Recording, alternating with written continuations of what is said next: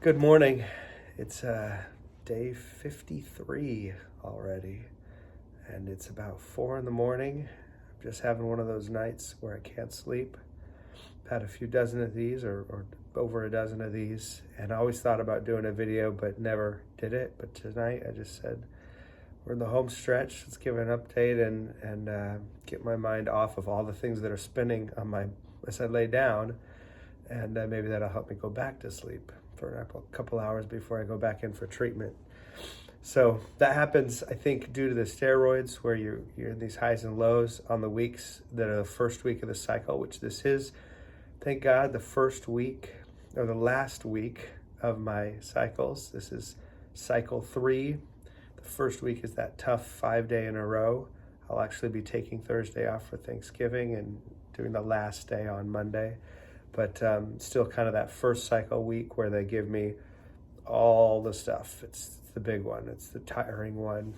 And so this particular week, I definitely am going to have the ups and downs with the energy from the steroids and then the fall down off of it. And there's the physical challenge of that, and then there's the mental challenge of balancing that in your life. But because I have this trajectory, I'm in countdown mode, literally.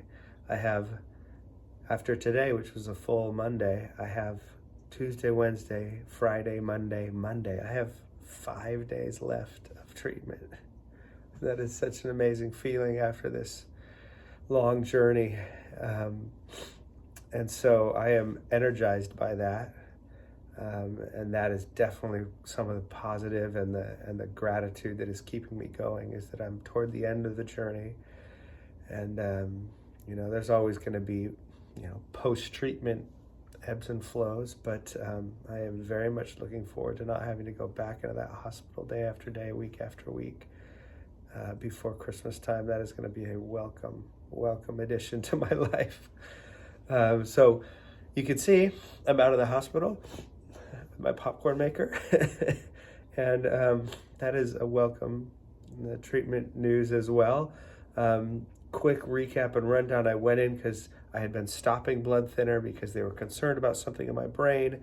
The blood thinner then made my legs swell back up. They took me to the hospital, ultrasound, CAT scan again to check on the MRI that I had on the brain. And here's all the amazing stuff that came out of that.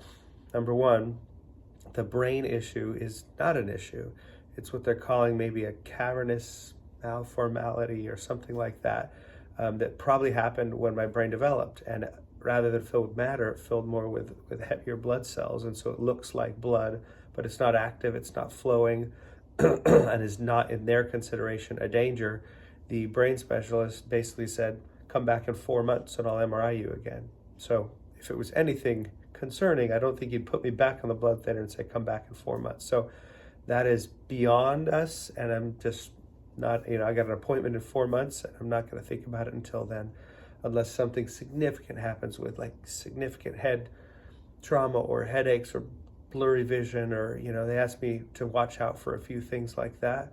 But beyond that, out of sight, out of mind. So that's an amazing praise. The next is that because I was in the hospital, they could order all of these scans. The ultrasound showed that the clotted leg, which in September was significantly clotted, is significantly less clotted, not fully open, but before it was almost full blockage in one of my femoral veins, or a series of them, and now it is significantly less. So that's another great thing that came out of it. The best thing of all is that they scanned chest, abdomen, and pelvis, and the doctor gave me an analogy. The oncologist read it, came in on Thursday afternoon, and he gave me an analogy that basically said, my tumor has shrunk significantly down from the size of my fist to the size of my thumb, like half my thumb. So that was, I cried. He shook my hand and congratulated me. Not over yet to finish it off and get the treatment, but he said, this is a sign that your body's taking it well and that you will be through this. And it was a really emotional moment. Still is, as you can imagine, but an amazing answer to prayer. And it's brought me to today, back into the 5-day treatment with a different energy and a different feeling, and a thankfulness this week in particular, as we're focusing on what we're thankful for in our lives, especially. Well, there's an enormous one for me there, but I want to also say, the support and love that I've gotten from anyone who's watched, and friends and old friends and new friends, and has been amazing. And I haven't spoken much personally about my life because I don't like to share too much personal life, but my family, my immediate family, especially Tracy, has been a rock. She has kept this household together, our farm and our child and our life, and cleaning and cooking and picking up all the slack that I have left. She's done it masterfully, and not without stress and incredible help from our community by bringing us meals and sending us things, and being just remarkably generous. Like I said before, it makes me feel like there's just oodles and oodles of good and great and wonderful people in this community. And I'm tired of all the energy that goes into the small handful of bad people. I just want us to start focusing on all the good people, because there is so much good in this world and in this country and in our communities, especially our local communities. I just feel like this year and next, I want to really dig into my local community and get away from the big picture things. Only when I'm needing to work and try and grow the business in a large way, I want to have my personal life to be surrounded around my local community, if that makes sense. And those community people, friends and family, have been incredibly supportive. My parents live on our property right up the hill, and have also contributed by just picking up slack and praying with me and just supporting me. And my sister gets up in the morning, I think probably about 4 o'clock her time, and sends me texts of support and Bible verses, and just all of that, and all of your comments and prayers has just been so inspiring. So thank you for helping me get through this. We are so close. Today is the 5th to last day.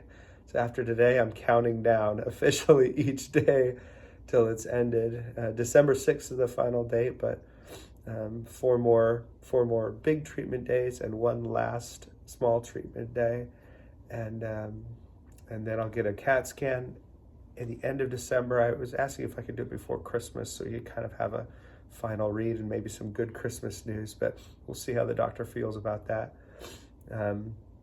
One last little prayer request. I did get stuffy again from Caden. He's been battling some head congestion, and we've had him in the doctor a few times.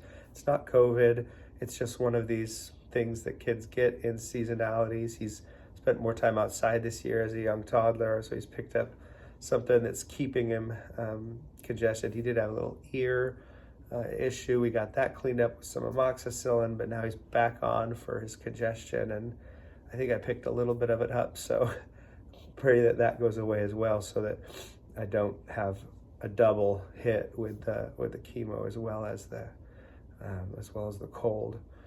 All that said, middle of the night, got some things off my chest. Thank you for listening and joining, and if you have joined along this whole way, thank you so much for all that love and support. It's really meant a lot. All right, we'll talk to you sometime soon.